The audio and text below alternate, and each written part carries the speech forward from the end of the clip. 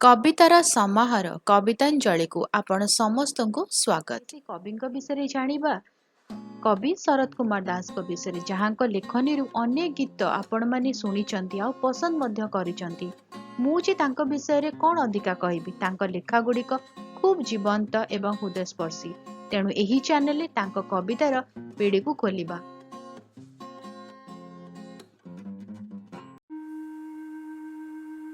ବସନ୍ତର ଆଗମନରେ ହସି ଉଠେ ଧରା, ତନ ମନ ହୁଏ ପୁଲକିତ। ଏ ବେଳରେ ଆସେ ଦୋଳ ପର୍ବ। ଫାଲ୍ଗୁନ ମାସ ଶୁକ୍ଳ ଦଶମୀ ଅର୍ଥାତ୍ ଫଗୁ ଦଶମୀରୁ ଆରମ୍ଭ ହୋଇ ପୂର୍ଣ୍ଣିମାରେ ଶେଷ। ପୂର୍ଣ୍ଣିମା ପରଦିନ ରଙ୍ଗର ଉତ୍ସବ ହୋଲି। ରାଧାକୃଷ୍ଣ ଭକ୍ତଙ୍କ ଗହଣରେ ଘର ଘର ବୁଲି ପାଚେରି ଭୋଗ ଖାଆନ୍ତି। ଘଣ୍ଟ ଘଣ୍ଟି ମୃଦଙ୍ଗ ସଂକୀର୍ତ୍ତନ, ଫଗୁ ଖେଳ, ପିଠାପଣାରେ ଭକ୍ତିମୟ ହୁଏ ପରିବେଶ। ଦୋଳ ପର୍ବକୁ ନେଇ କବି ଲେଖି ବସେ କବିତା। ଆସନ୍ତୁ ଜାଣିବା କବି ଶରତ କୁମାର ଦାସ ଦୋଳ ପର୍ବକୁ ନେଇ କ'ଣ ସବୁ ଲେଖିଛନ୍ତି ତାଙ୍କ କବିତାରେ। କବିତାର ଶୀର୍ଷକ ଦୋଳ ପର୍ବ। ରଙ୍ଗର ରୋଷଣୀ ନେଇ ଆସିଛି ଋତୁରାଜ ବସନ୍ତ।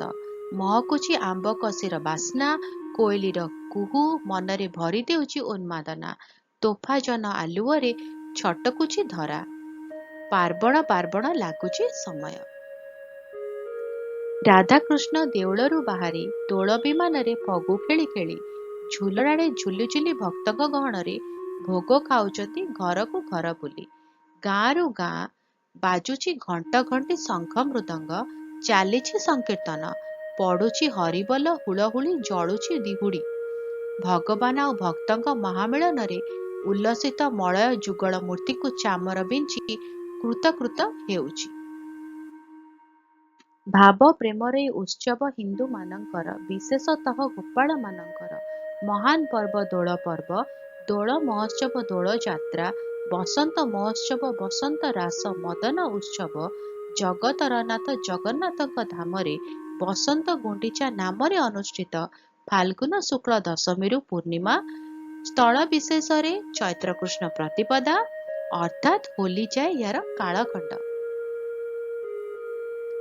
ଚାଚେରି ଭୋଗ ଖାଇସାରି ସହାସ୍ୟ ବଦନରେ ରାଧା ଗୋବିନ୍ଦ ପୂର୍ଣ୍ଣିମାରେ ବିଜେ ଦୋଳ ବେଦୀରେ ଘରେ ଘରେ ପିଠାପଣା ଫଗୁ ବୋଳା, ନାମ ଜପ ନୈବେଦ୍ୟ ଅର୍ପଣ।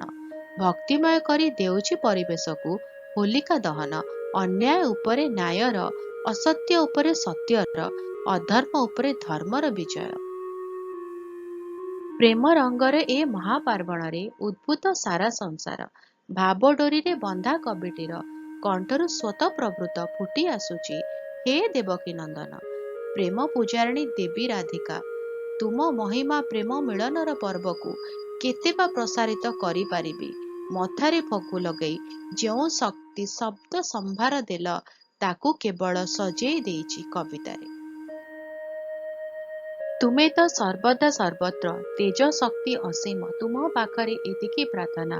ଯୁଗେ ଯୁଗେ ଏ ଜନଗଣକୁ ସତ୍ୟ ଧର୍ମ ପ୍ରେମର ମାର୍ଗ ଦେଖାଉଥାଅ, ରହିଥାଅ ପାଖେ ପାଖେ ପ୍ରତିଟି ମୁହୂର୍ତ୍ତ, ତୁଣ୍ଡରେ ଥାଉ ସଦା ତୁମରି ନାମ।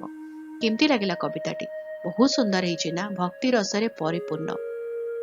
ତ ଭଲ ଲାଗିଲେ କ'ଣ କରିବେ ତ ଜାଣିଛନ୍ତି, ଭିଡ଼ିଓ ଟିକେ ଲାଇକ୍ କରିଦେବେ, ଭିଡ଼ିଓକୁ ଅନ୍ୟମାନଙ୍କ ସହିତ ସେୟାର କରିବେ, ଚ୍ୟାନେଲକୁ ସବସ୍କ୍ରାଇବ କରି ବେଲ୍ ଆଇକନ୍ ପ୍ରେସ୍ କରି ଅଲ୍ ନୋଟିଫିକେସନକୁ ଅନ୍ ରଖିଦେବେ। ତାହେଲେ ଯଦି କିଛି ଦୋଷ ତ୍ରୁଟି ରହିଗଲା ଅନାମିକାକୁ କ୍ଷମା କରିବେ।